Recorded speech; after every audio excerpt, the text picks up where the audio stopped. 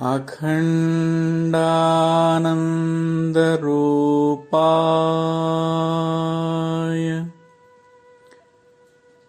शिष्यसन्तापहारिणे पूर्णानन्दबोधाय श्रीसद्गुरुवे नमो नमः।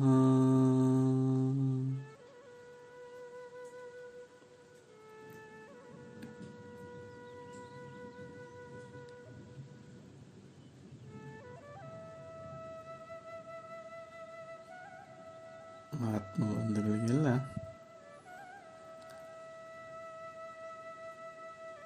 ಈಶಾವಾಸ್ಯ ಉಪನಿಷತ್ತಿನ 6ನೇ ಶ್ಲೋಕದ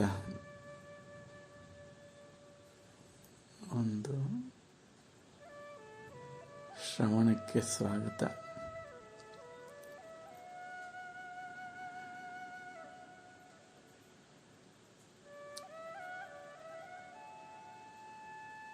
ಇಲ್ಲಿ 6ನೇ ಶ್ಲೋಕ ಯಾರನ್ನು ಉದ್ದೇಶಿಸಿ ಹೇಳ್ತಾ ಇದೆ ಮತ್ತು ಪರಿಹಾರ ಏನು? ಬಹಳ ಅದ್ಭುತವಾದಂಥದ್ದು ಅಂದರೆ ಇಲ್ಲಿ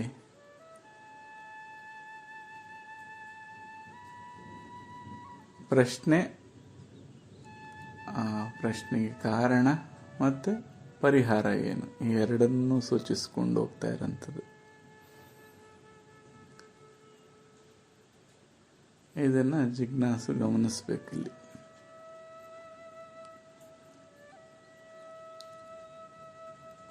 ಇಲ್ಲಿ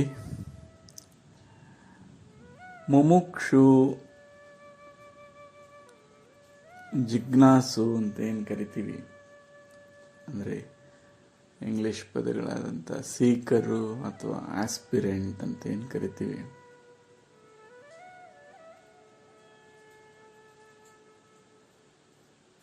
ಸೊ ಅವರನ್ನು ಉದ್ದೇಶಿಸಿ ಹೇಳ್ತಾ ಇದ್ದಾರೆ. ಅಥವಾ ಒಂದು ವೆರೈಟೀಸ್ ಆಫ್ ಸೀಕರ್ಸ್ ಅಥವಾ ಆಸ್ಪಿರೆಂಟ್ಸ್ ಬಗ್ಗೆ ಹೇಳ್ತಾ ಇದ್ದಾರೆ.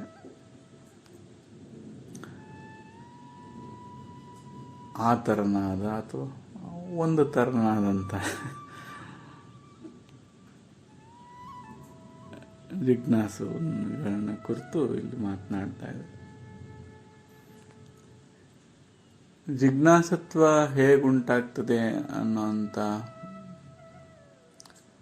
ಕಾರಣವನ್ನು ಸಾಂಖ್ಯಶಾಸ್ತ್ರದಲ್ಲೂ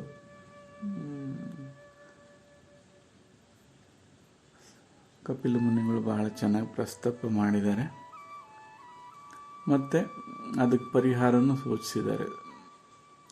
ಉಪಘಾತಕ್ಕೆ ಹೇತು ಇದೆ, ಪರಿಹಾರನೂ ಇದೆ.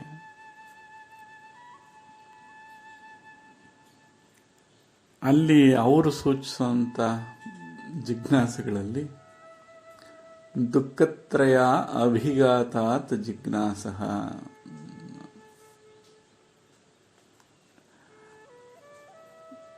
ಬಂಬಾರ್ಡ್ಮೆಂಟ್ ಆಫ್ ಪ್ರಾಬ್ಲಮ್ಸ್. ಅಭಿಘಾತಾತ್ ಅಂದರೆ ಜಾಡಿಸೋದು, ಎಲ್ಲ ಕಡೆಯಿಂದ ಬಂದು ಜಾಡಿಸಿದ್ರೆ ತ್ರಯ, 3 ಕಡೆ ಅಂತ. ತಾಪತ್ರಯ ಅಂತ ಏನು ಕರಿತೀವಿ, ಅಧಿಭೌತಿಕ, ಅಧಿದೈವಿಕ, ಅಧಿ ಆತ್ಮಿಕ. ಭೌತಿಕವಾಗಿ ಸೃಷ್ಟಿಯಾದಂಥ ತಾಪಗಳು, ವೇದನೆಗಳು. ದೈವಿಕವಾಗಿ ಅಂದರೆ ನಮ್ಮ ಹಿಡಿತದಲ್ಲಿಲ್ಲದೆ ಆದಂಥ ವೇದನೆಗಳು, ಸಮಸ್ಯೆಗಳು, ತಾಪಗಳು. ಮತ್ತು ಸ್ವತಃ ತಾನೇ ಸೃಷ್ಟಿ ಮಾಡಿಕೊಂಡಂಥ ಸಮಸ್ಯೆಗಳು, ತಾಪಗಳು, ಆಧ್ಯಾತ್ಮಿಕ, ತಾನೇ ಸೃಷ್ಟಿ ಮಾಡಿಕೊಂಡಂಥ ಅಭಿಘಾತ. ಇವು ಒಂದು ಜಾಡಿಸಿದ್ರೆ, ಬಂಬಾರ್ಡ್ ಮಾಡಿದ್ರೆ ಜಿಜ್ಞಾಸೆ ಉತ್ಪತ್ತಿ ಆಯಿತು ಅಂಥವ್ರಿಗೆ ಅದೊಂದು ಕೆಟಗರಿ ಅಂತ ಹೇಳ್ತಾ ಇದರಲ್ಲಿ. ಯಾಕೆ ಹೀಗೆ ಅಥವಾ ನನಗೆ ಯಾಕೆ ಹೀಗೆ ಅನ್ನೋಂಥ ಜಿಜ್ಞಾಸೆ ಉಂಟಾಯಿತು ಅವರಿಗೆ. ಇದೆಲ್ಲ ಏನು ಅಂತ ತಿಳ್ಕೊಳ್ಳೋ ಕಡೆಗೆ ಸ್ವಲ್ಪ ಮುಖ ಮಾಡಿದ್ರು ಆ ಜಿಜ್ಞಾಸೆಯಿಂದ. ಇನ್ನೊಂದು ಜೀವಿಗೆ ಕುತೂಹಲ ಅನ್ನೋಂಥ ಗುಣ ಇದೆ. ಸೊ ಆ ಕ್ಯೂರಿಯಾಸಿಟಿಯಿಂದ ಇದೇನು ಹೇಗೆ ಅನ್ನೋಂಥ ವಿಸ್ಮಯ ದೃಷ್ಟಿಯಿಂದನೂ ಬರ್ತದೆ ಜಿಜ್ಞಾಸೆಯಾಗಿ. ಇಲ್ಲಿ ಈ ಶ್ಲೋಕವನ್ನು, ಎಲ್ಲ ಶ್ಲೋಕವನ್ನು ನಾವು ಮೇಲಿಂದ ಕೆಳಗೆ ಓದ್ಕೊಂಬಂದ್ರೆ ಇದನ್ನು ಸ್ವಲ್ಪ ಕೆಳಗಡೆಯಿಂದ ಮೇಲಕ್ಕೆ ಓದ್ಕೊಂಡ್ರೆ ಭಾಳ ಚೆನ್ನಾಗಿರುತ್ತೆ ಇದು.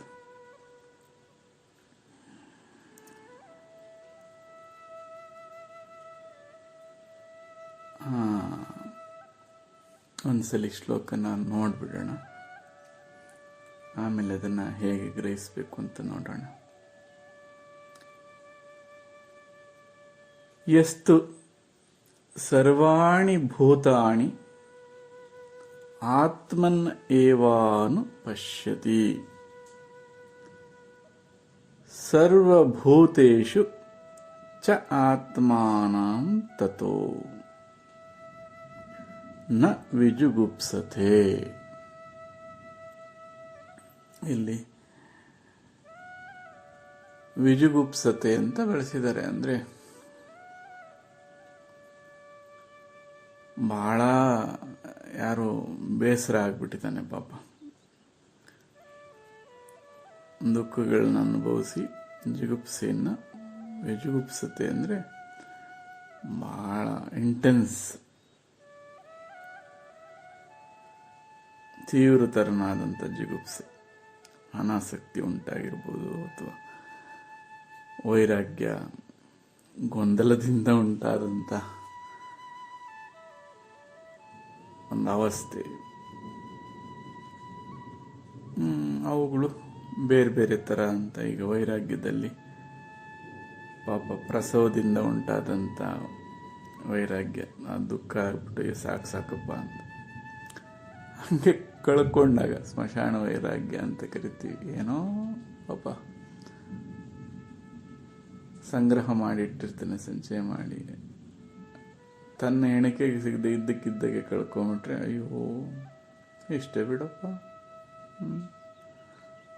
ಅಷ್ಟೇ ಬಿಡಪ್ಪ, ಈ ಥರದ ಮಾತುಗಳು. ಅಥವಾ ಏನೋ ಗಳಿಸ್ಬೇಕು ಅಂದಾಗ ಅದು ಸಿಗದೆ ಹೋದಾಗ ಬರೋಂಥ ಅನಾಸಕ್ತಿ,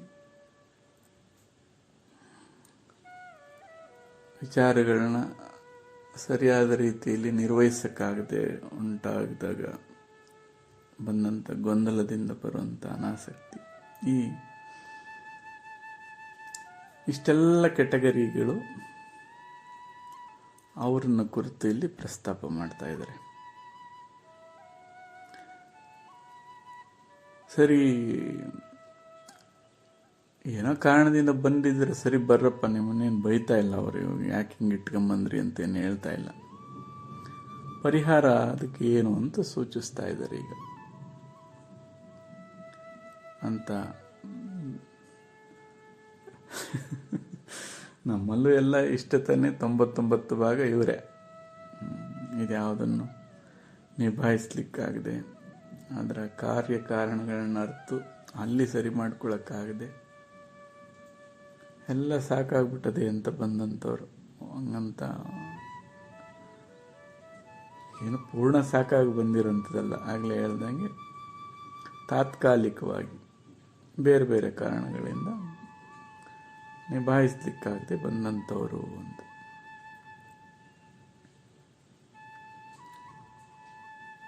ಪರಿಹಾರ ಏನು ಹೇಳ್ತಾ ಇದ್ದಾರೆ?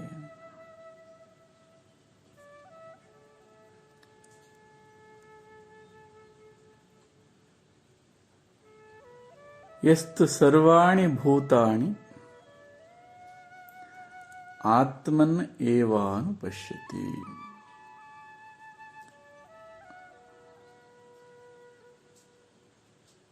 ಹಾಗೆ ಅಥವಾ ಯಾರು ಹಾಗೆ ಸರ್ವಾಣಿ ಭೂತಾನಿ, ಎಲ್ಲ ಕಡೆ ಎಲ್ಲದರಲ್ಲಿಯೂ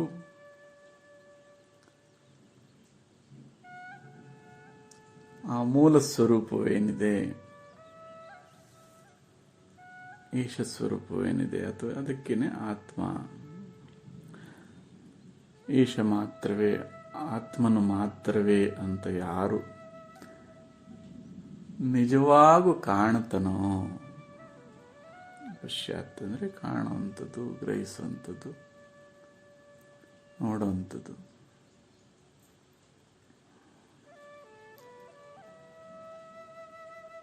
ಈಗ ಮತ್ತೆ ಹೇಗೆ ನೋಡೋದು ಅಂತ ಬರ್ತದೆ. ಸರಿ, ಅದಕ್ಕೆ ಈಗ ಮಾರ್ಗಗಳು, ಆ ವಿಶೇಷವಾದಂಥ ಗಮನ ಗ್ರಹಣೆಯನ್ನು ವೃದ್ಧಿ ಮಾಡೋಂಥ ಮಾರ್ಗಗಳನ್ನ ತಿಳಿಸ್ಕೊಡ್ತಾರೆ ಈಗ ಗುರು. ಆದರೆ ಪರಿಹಾರವನ್ನು ಸೂಚಿಸ್ತಾ ಇದ್ದಾರೆ.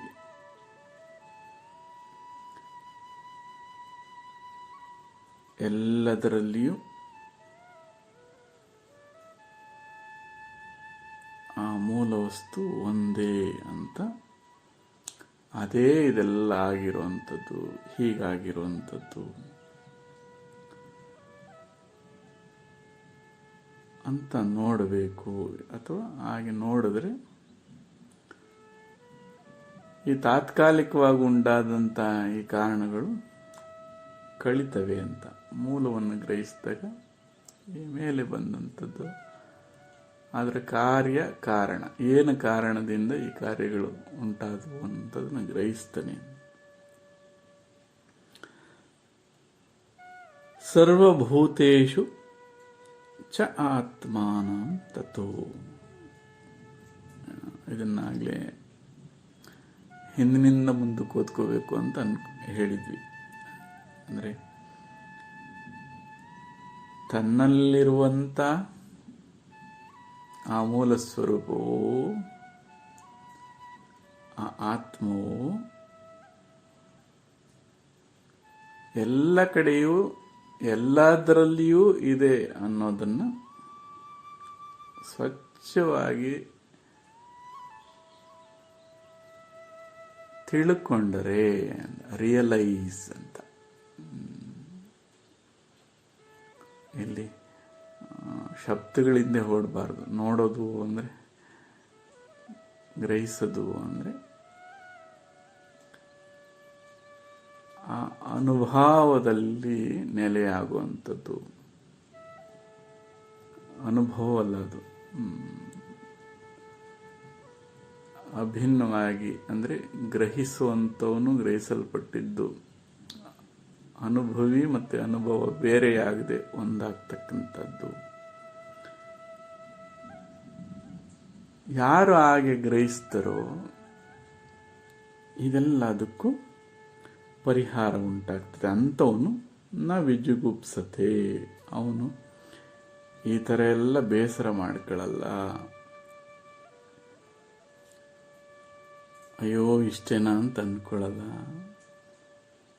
ಸ್ಮಶಾನ ವೈರಾಗ್ಯ, ಪ್ರಸವ ವೈರಾಗ್ಯ, ಅಥವಾ ಬಹುತರ ವೈರಾಗ್ಯಗಳೇನಿದ್ವು, ದುಃಖಗಳೇನಿದ್ವು, ಅನಾಸಕ್ತಿ ಏನಿತ್ತು, ಗೊಂದಲಗಳೇನಿದ್ವು, ಇವೆಲ್ಲವೂ ನಿರ್ಮೂಲನೆ ಆಗ್ತದೆ ಅಂತ.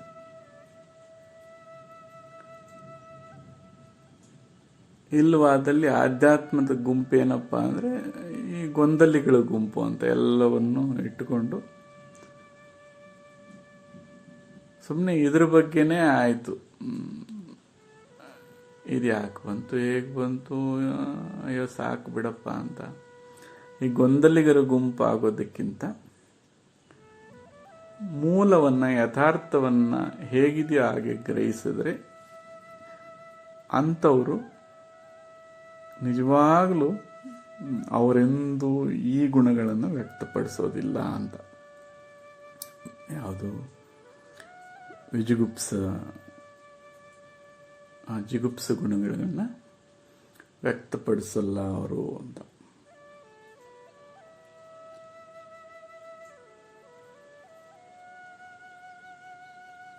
ಹಾಗಾಗಿ ಯಥಾರ್ಥವನ್ನು ಹೇಗಿದೆಯೋ ಹಾಗೆ ಅದರ ಮೂಲ ಸ್ವರೂಪವನ್ನು ತಿಳ್ಕೊಳ್ಳೋದು ಮಾತ್ರನೇ ಪರಿಹಾರ ಅಂತ ಇದನ್ನು ಪ್ರಸ್ತಾಪ ಮಾಡಿದ್ದಾರೆ.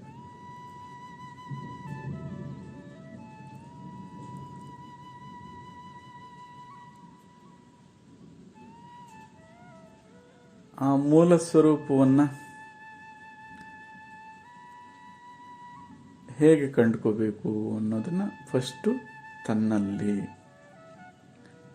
ಚ ಆತ್ಮಾನಂ ತನ್ನಲ್ಲಿ ಕಂಡುಕೊಂಡ ಮೇಲೆ ತಥೋ ಸರ್ವಭೂತೇಷು ತನ್ನಲ್ಲಿ ಹೇಗಿದೆಯೋ ಅದೇ ಥರ ಎಲ್ಲ ಕಡೆನೂ ಇದೆ. ಎಷ್ಟು ಸರ್ವಾಣಿ ಭೂತಾಣಿ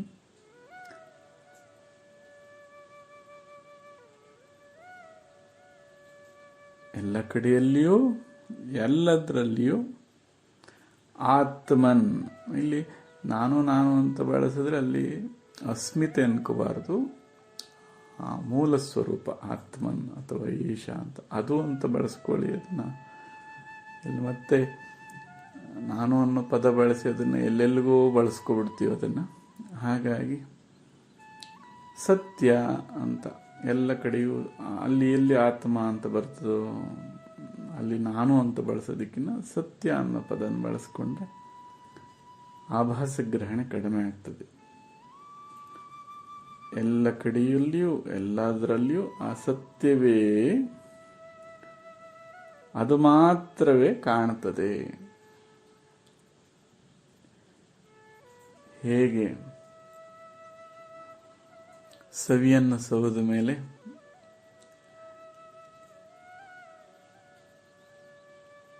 ಯಾವ ಸಿಹಿ ತಿಂಡಿಗಳನ್ನ ಇಟ್ಟರೂ ಅವನಿಗೆ ಸವಿನೇ ಕಾಣಿಸ್ತದೋ, ಒಮ್ಮೆ ಬೆಣ್ಣೆಯನ್ನು ಕಡಿದು ಕಂಡಂಥ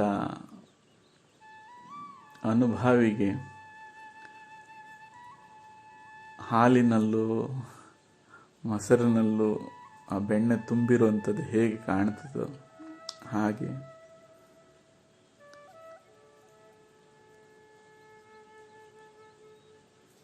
ಜಿಜ್ಞಾಸಿವು ಮುಮುಕ್ಷುವು ತನ್ನಲ್ಲಿ ಕಂಡುಕೊಂಡಂಥ ಚ ಆತ್ಮಾನ ಸತ್ಯ ಏನಿದೆ ತಥೋ ಸರ್ವಭೂತೇಷು ಎಲ್ಲದರಲ್ಲಿಯೂ ಎಷ್ಟು ಸರ್ವಾಣಿ ಭೂತಾಣಿ ಎಲ್ಲ ಕಡೆಯಲ್ಲಿಯೂ ಎಲ್ಲದರಲ್ಲಿಯೂ ಆತ್ಮಾನ್ ಏವಾನ್ ಪಶ್ಯತಿ ಆತ್ಮನನ್ನೇ ಎಲ್ಲದರಲ್ಲಿಯೂ ಕಾಣುತ್ತಾನೆ ಅಂತ. ಹಾಗಾಗಿ ಅಂಥವನು ಹಾಗೆ ಕಂಡಂಥವನು ಎಲ್ಲದರಲ್ಲಿಯೂ ಎಲ್ಲೆಲ್ಲಿಯೂ ಸತ್ಯವನ್ನೇ ಕಂಡಂಥವನು ಸ್ಥಿರತೆಯನ್ನೇ ಕಂಡಂಥವನು ನ ವಿಜುಗುಪ್ಸತೆ ಅವನು ದುಃಖಿತನಾಗಲ್ಲ, ಅವನು ಬೇಸರಗೊಳ್ಳಲ್ಲ, ಅನಾಸಕ್ತನಾಗಲ್ಲ, ಗೊಂದಲಗೊಳ್ಳಲ್ಲ. ಪ್ರಸವ ಪ್ರಸೂತಿ ಅಥವಾ ಸ್ಮಶಾನ ವೈರಾಗ್ಯ ಇಂಥ ಕಾರಣಗಳನ್ನ ಕೊಟ್ಟು ಅನಾಸಕ್ತನಾಗಲ್ಲ, ಯಥಾರ್ಥಿ ಆಗ್ತಾನೆ. ಹೇಗಿದೆಯೋ ಹಾಗೆ ನೋಡ್ತಾ ಆನಂದದಿಂದ ಜೀವಿಸ್ತಾನೆ ಅನ್ನೋಂಥ ಮುಕ್ತ ಅಂದರೆ ಅದು ಹೇಳ್ತೀವಿ ಜೀವನ್ಮುಕ್ತನಾಗ್ತಾನೆ ಅಂತ. ಬದುಕಿರುವಾಗಲೇ ಆ ಮುಕ್ತ ಅವಸ್ಥೆಯಲ್ಲಿ ಮುಕ್ತನಾಗಿ ಬದುಕ್ತಾನೆ ಅನ್ನೋದನ್ನು ಇದರಲ್ಲಿ ಹೇಳ್ತಾ ಇದ್ದಾರೆ. ಹಾಗಾಗಿ ಈ ಕಾರಣಗಳನ್ನ ಇಟ್ಕೊಂಡು ಬಂದಿರುವಂಥ ಮುಮುಕ್ಷುಗಳು ಅಥವಾ ಜಿಜ್ಞಾಸುಗಳು ಪರಿಹಾರಾತ್ಮಕವಾಗಿ ತನ್ನಲ್ಲಿ ಸತ್ಯವನ್ನು ಕಂಡುಕೊಳ್ಳುವಂಥದ್ದು ಮತ್ತು ಎಲ್ಲೆಲ್ಲಿಯೂ ಆ ಸತ್ಯವಿರುವಂಥದ್ದನ್ನು ಕಾಣುವಂಥದ್ದು, ಈ ಮುಖವಾಗಿ ಬೆಳವಣಿಗೆ ಅಥವಾ ಅವರ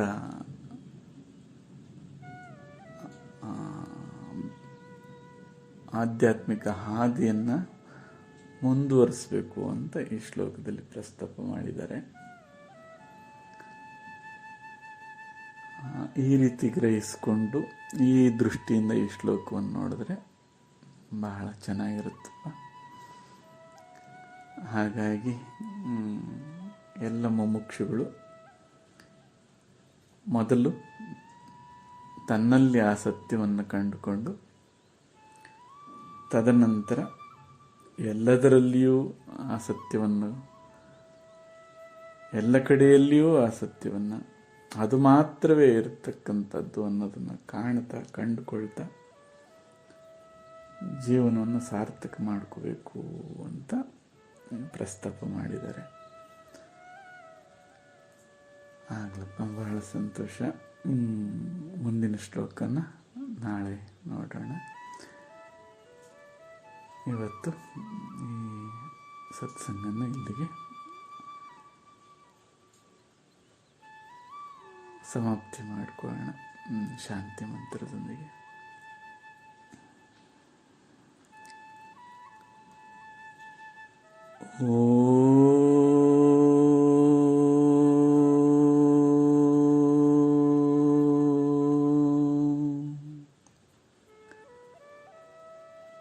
पूर्णमदः पूर्णमिदं पूर्णात् पूर्णम् उदच्यते पूर्णस्य पूर्णम् आदाय पूर्णम् एवावशिष्यते.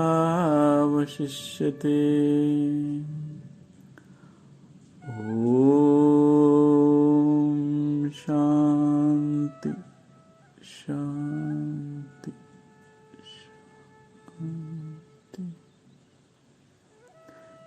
जय सद्गुरु. ಮತ್ತೆ ಸಿಗೋಣ. ನಮಸ್ತೆ.